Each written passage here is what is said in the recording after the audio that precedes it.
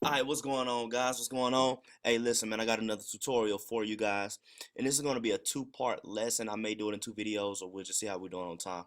But the objective is, one, we want to explain the effects on perimeter of a scale factor of a two-dimensional figure, and we also want to explain the effects of area on it, area of a scale factor in a two-dimensional figure. Let's get straight into it. So this is our perimeter example, and this is in class kick. It says that a square has a perimeter of 100 centimeters.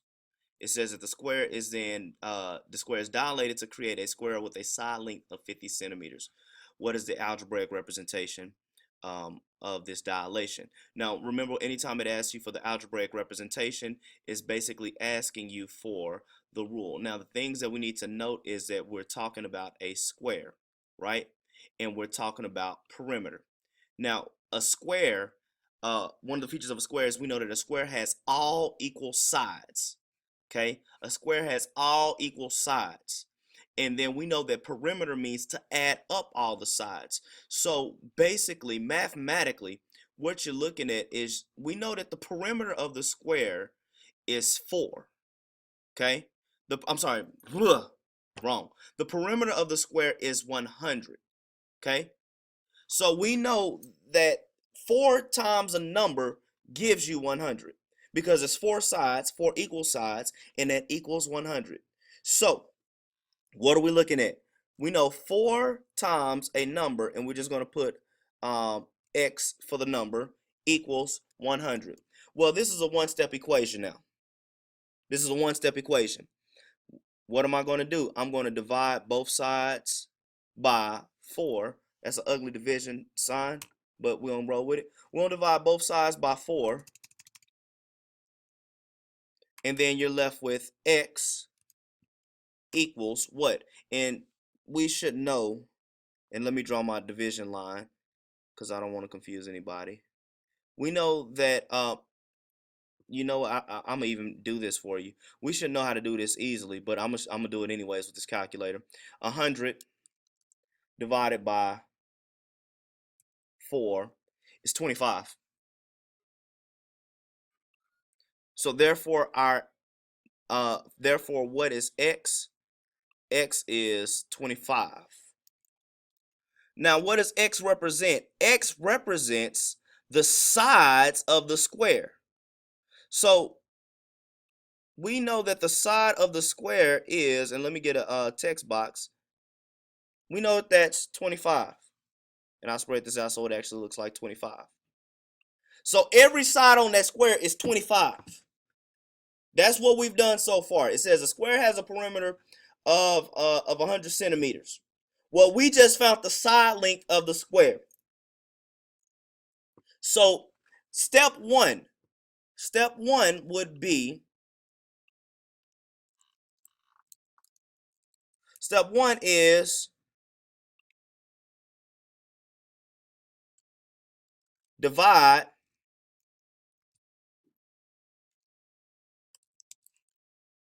perimeter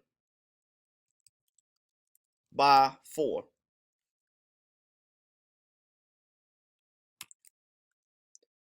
Now we're on step 2.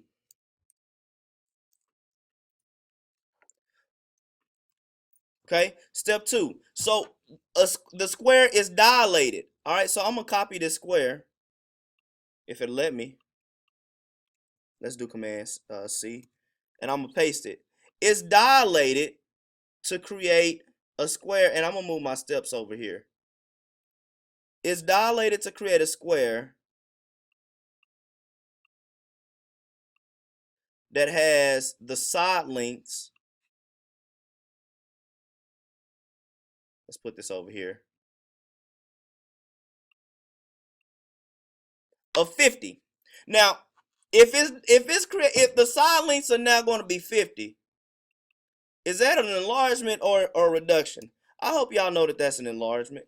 Even though this is not necessarily twice as big, I can make it bigger. I'm just trying not to make it too big. Side length of 50. All right, so this is my image.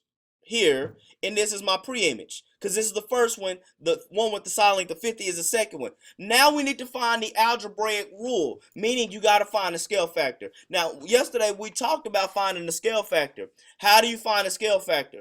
Remember, we said image over pre-image, image over pre-image, or image divided by pre-image. Therefore, you're now looking at a scenario where you're going to do the image divided by the pre-image to get the scale factor. Or in this scenario, 50 divided by 25 to get our scale factor. And I'm not going to use a calculator for that. 50 divided by 25 is 2. So step 2 would be to divide the image. I need to put a space there. By the pre-image. I'm just going to put PI. Y'all know what that is. Divide the image by the pre-image to get the scale factor. Okay? And that's what we did. And so now we know that the scale factor is 2. So what is the algebraic representation? Well, if the scale factor is 2, then the algebraic representation would then be,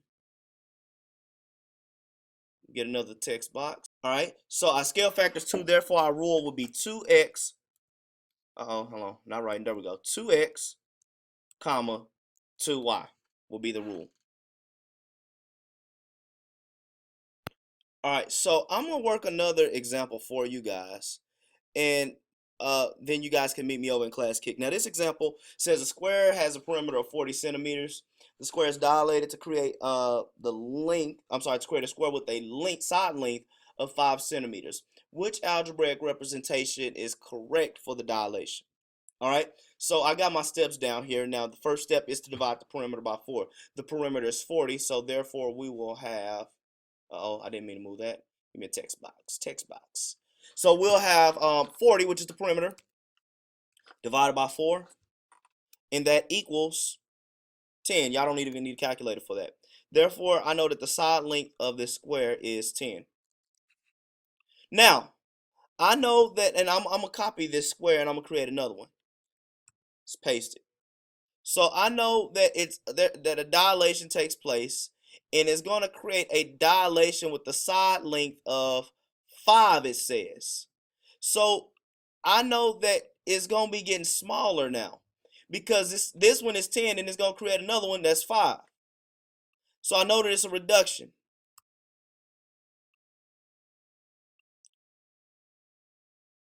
So now, same thing. I'm going to do image divided by pre-image. Image divided by pre-image.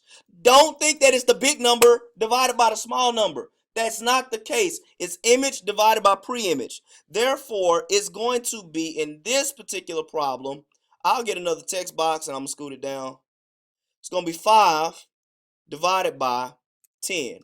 Okay? Now, if anybody got any issues with that, if you go to use your calculator. Please use your calculator because I don't want you to make mathematical errors. 5 divided by 10 is 0.5 or 1/2. Okay? Therefore, if I go back to my class kick, what is the rule? That equals, let's do 0.5. Therefore, my rule is, now I've seen these in fraction form and I've seen these in decimal form. So you may see 1/2 x, 1/2 y, or you may see 0.5 x, 0.5 y. And that's it for dilations, all right? So what I want you guys to do is I want you to go ahead and meet me in class kick, and I want you to work on slide 2, the perimeter work problems. After you're done with that, then click on the next video to go over the area problems, all right? So you need to go back to the Canvas and go back to the YouTube videos and click on the area work problems. All right, I'll catch you guys in a minute. All right, peace.